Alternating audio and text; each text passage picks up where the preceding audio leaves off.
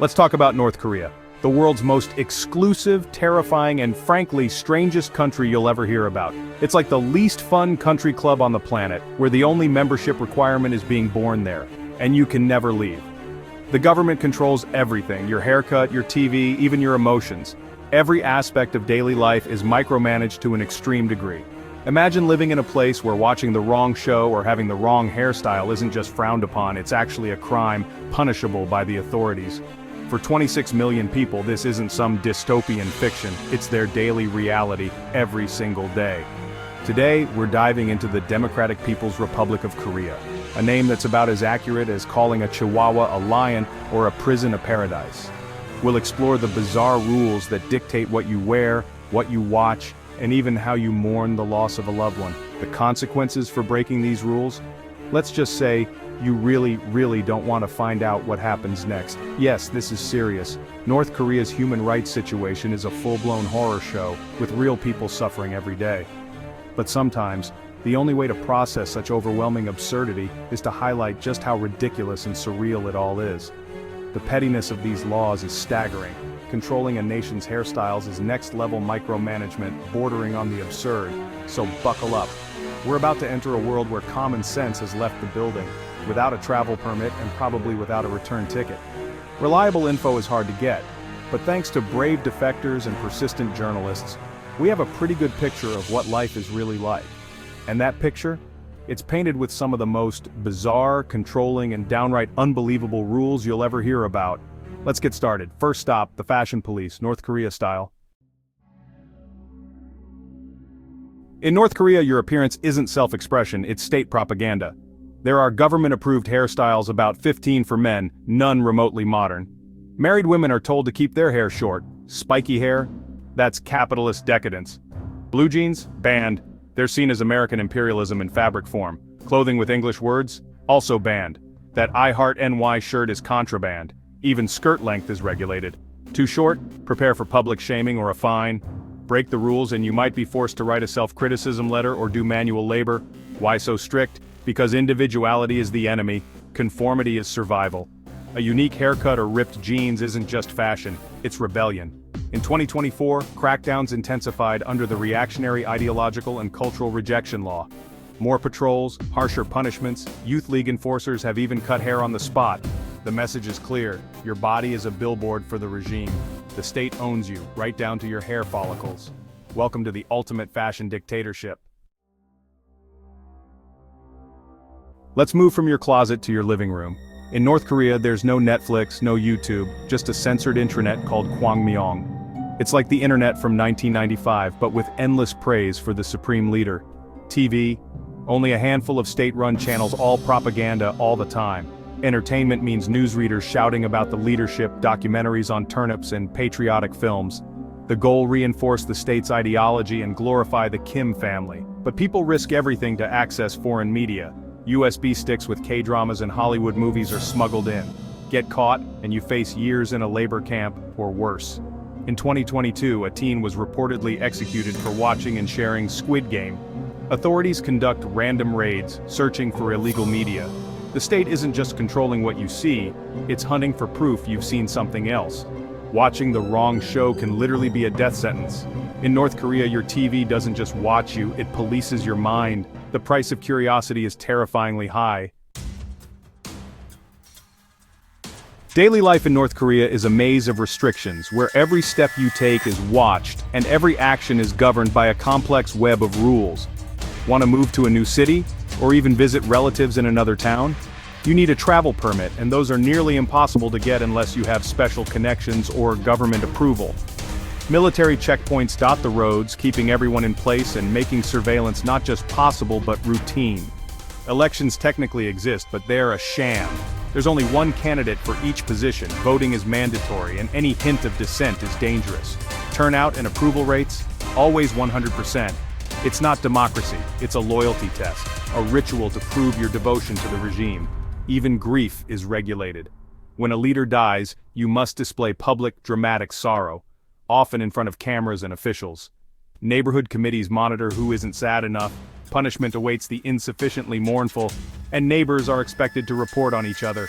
Every home must display portraits of Kim Il-sung and Kim Jong-il, kept spotless on a bare wall, as a constant reminder of the leader's presence.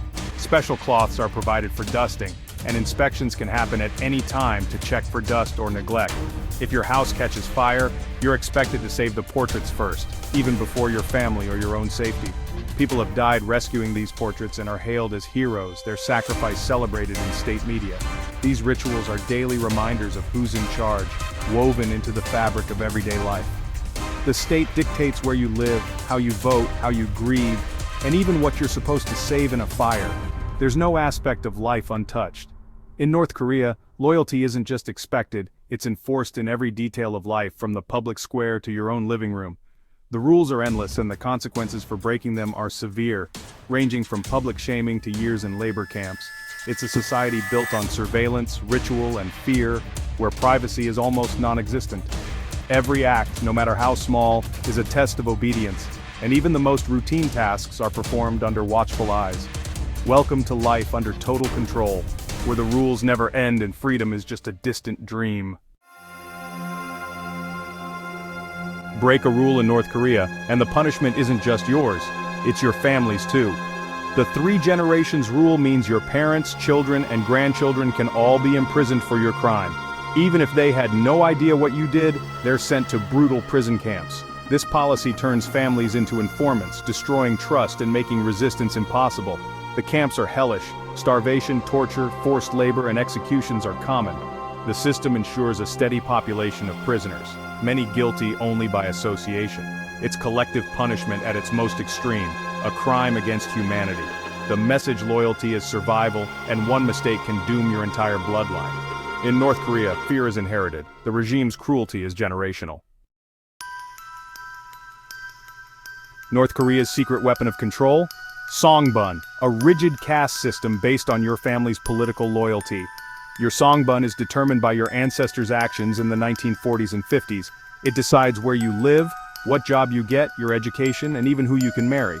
There are 3 main classes: core, the elite; wavering, the monitored majority; and hostile, the outcasts. The core class gets the best of everything: jobs, housing, food. The wavering class struggles for basic survival, always under suspicion. The hostile class is condemned to poverty, dangerous work, and constant surveillance. Songbun is a life sentence, discrimination passed down through generations. It's political apartheid, designed to reward loyalty and punish dissent before it starts.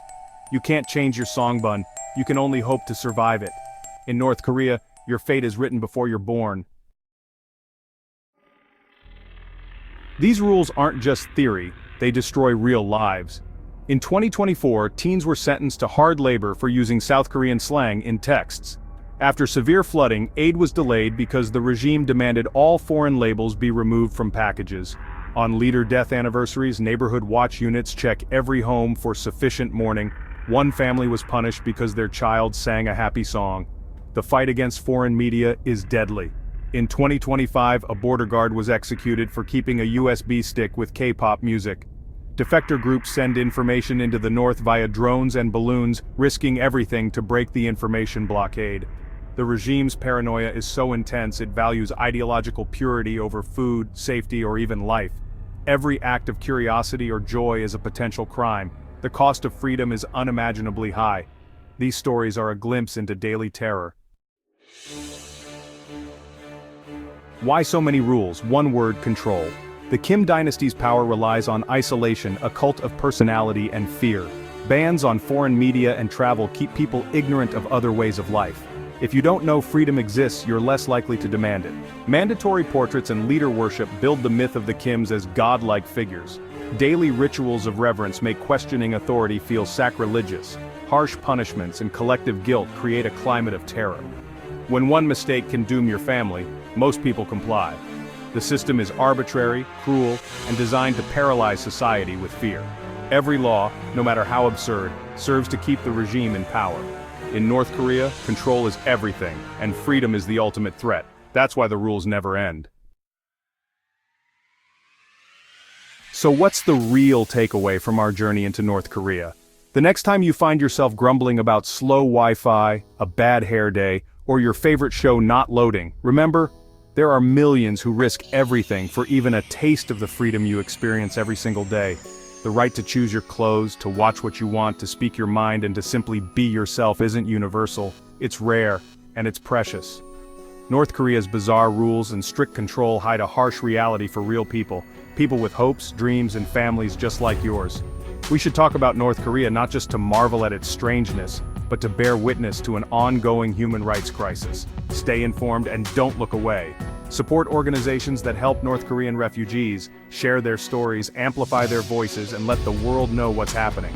The more light we shine on these issues, the harder it becomes for atrocities to hide in the shadows. So, wear your jeans, get that wild haircut, argue about politics, and enjoy your messy, beautiful freedom, because you can. Spare a thought for those who can't, whose choices are made for them every day. Appreciate the simple act of living by your own rules, making your own decisions, and dreaming your own dreams. In a world where North Korea exists, freedom is radical, and it's always worth fighting for, no matter where you are. Don't take it for granted, not for a single second. Remember how lucky you are.